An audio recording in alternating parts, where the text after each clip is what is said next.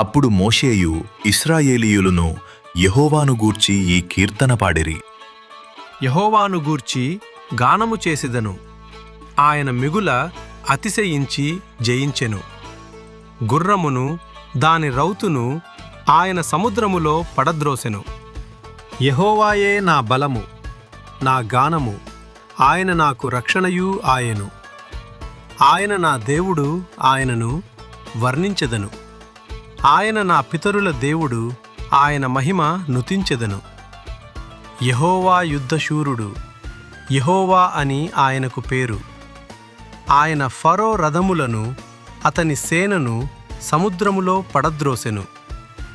అతని అధిపతులలో శ్రేష్ఠులు ఎర్ర సముద్రములో మునిగిపోయిరి. అగాధ జలములు వారిని కప్పెను, వారు రాతివలె అడుగంటిపోయిరి. యెహోవా నీ దక్షిణ హస్తము బలముంది అతిశయించును. యెహోవా నీ దక్షిణ హస్తము శత్రువుని చితకగొట్టును. నీ మీదికి లేచువారిని నీ మహిమాతిశయము వలన అణిచివేయుదువు.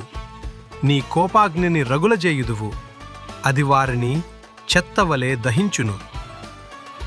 నీ నాసికారంధ్రముల ఊపిరి వలన నీళ్లు రాశిగా కూర్చబడెను, ప్రవాహములు కుప్పగా నిలిచెను.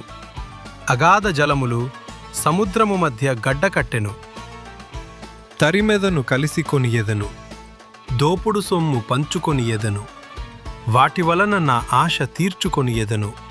నా కత్తి దూసెదను, నా చెయ్యి వారిని నాశనము చేయునని శత్రువనుకొనెను. నీవు నీ గాలిని విసరజేసితివి, సముద్రము వారిని కప్పెను. వారు మహా అగాధమైన నీళ్లలో సీసము వలె మునిగిరి. యెహోవా, వేల్పులలో నీవంటి వాడెవడు? పరిశుద్ధతను బట్టి నీవు మహానీయుడవు. స్తుతి కీర్తనలను బట్టి పూజ్యుడవు. అద్భుతములు చేయువాడవు, నీవంటి వాడెవడు? నీ దక్షిణ హస్తమును చాపితివి, భూమి వారిని మృంగివేసెను. నీవు విమోచించిన ఈ ప్రజలను నీ కృపచేత తోడుకొనిపోతివి. నీ బలముచేత వారిని నీ పరిశుద్ధాలయమునకు నడిపించితివి. జనములు విని దిగులుపడును, ఫిలిష్తియ నివాసులకు వేదన కలుగును. ఎదోము నాయకులు కలవరపడుదురు, మోయాబు బలిష్ఠులకు వణకు పుట్టును. కనాను నివాసులందరూ దిగులొంది కరిగిపోవుదురు. భయము, అధిక భయము వారికి కలుగును. యెహోవా, నీ ప్రజలు అద్దరికి చేరు వరకు, నీవు సంపాదించిన ఈ ప్రజలు అద్దరికి చేరు వరకు నీ బాహుబలము చేత పగవారు రాతివలె కదలకుందురు. నీవు నీ ప్రజను తోడుకుని వచ్చెదవు. యెహోవా, నీ స్వాస్థ్యమైన కొండమీద. నా ప్రభువా, నీవు నివసించుటకు నిర్మించుకొనిన చోటను, నీ చేతులు స్థాపించిన పరిశుద్ధాలయమందు వారిని నిలువపెట్టెదవు. యెహోవా నిరంతరమును ఏలువాడు. ఫరో గుర్రములు, అతని రథములు, అతని రౌతులును సముద్రములో దిగగా యెహోవా వారి మీదికి సముద్ర జలములను మళ్లించెను. అయితే ఇశ్రాయేలీయులు సముద్రము మధ్యను ఆరిన నేలమీద నడిచిరి. మరియు అహరోను సహోదరియు ప్రవక్త్రియనగు మిరియాము తంబురను చేతపట్టుకొనెను. స్త్రీలందరూ తంబురలతోనూ నాట్యములతోనూ ఆమె వెంబడి వెళ్ళగా మిరియాము వారితో కలిసి ఇట్లు పల్లవి ఎత్తిపాడెను. యెహోవాను గానము చేయుడి, ఆయన మిగుల అతిశయించి జయించెను.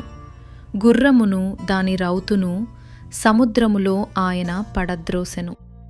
మోషే ఎర్ర సముద్రము నుండి జనులను సాగచేయగా వారు షూరు అరణ్యములోనికి వెళ్లి దానిలో 3 దినములు నడిచిరి.